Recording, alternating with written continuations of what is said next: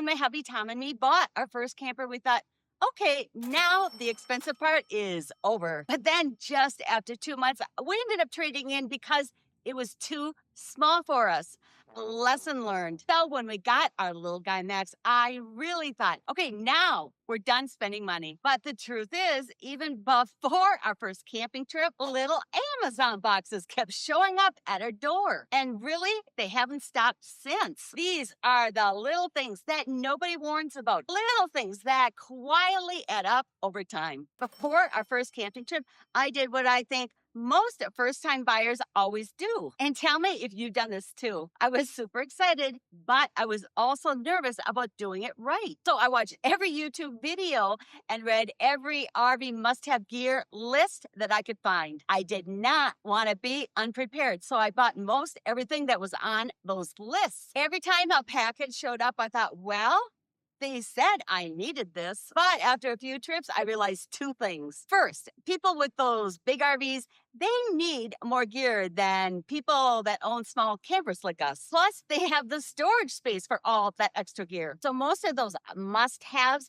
they didn't even apply to us. And second, a lot of those must-haves, they were actually just really nice to haves. A true must-have is something that doesn't come with the camper when you buy it, but you actually need these things to make your camper function and to get it set up at a campsite. Yep, I definitely overspent. And unfortunately, I ended up throwing away a lot of that stuff that I never used. Now, I don't want you to overspend like I did. So I've narrowed down a must-have list of just 12 must-have essentials. And it's the list that I really wish I had before our first camping trip. So I'm going to link that list below if you want to check it out. Okay, as a newbie, those first trip purchases were another lesson, but it certainly wasn't the last one. Because once you actually start camping, things happen. Little repairs, little surprises, those little things that you didn't think about when you were standing at the dealership dreaming about your very first camping trip. Like the time the wind was blowing really hard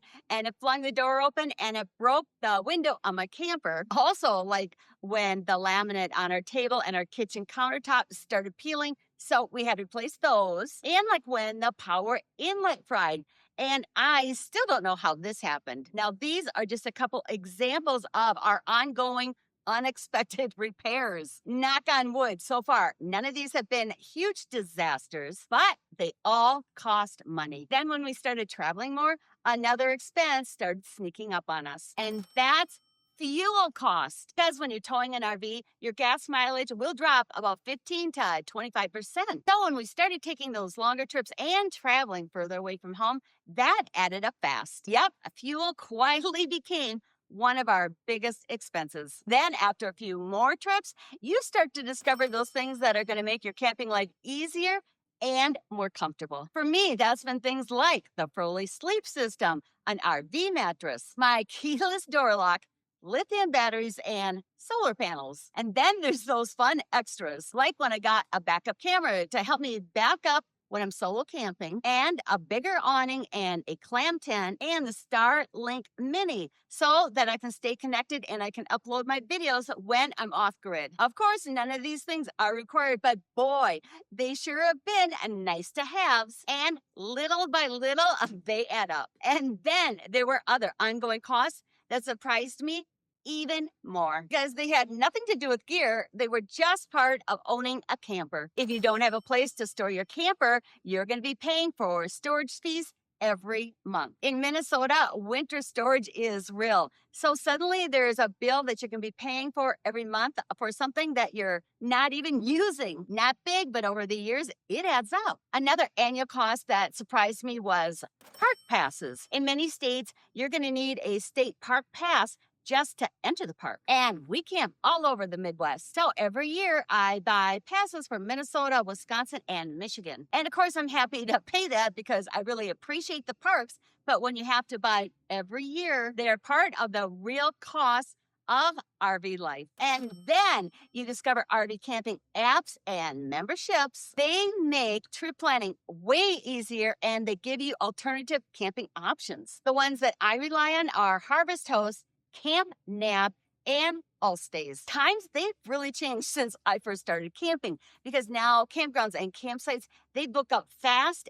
and early. So using these tools has become a really important part of my planning routine. Now, none of these things are expensive by themselves, but it's another thing to budget for. And if you want to try out all stays to help you too find the best campsites, I'll leave my link in the video description below. Then there's the cost that everyone feels, and that's campground prices.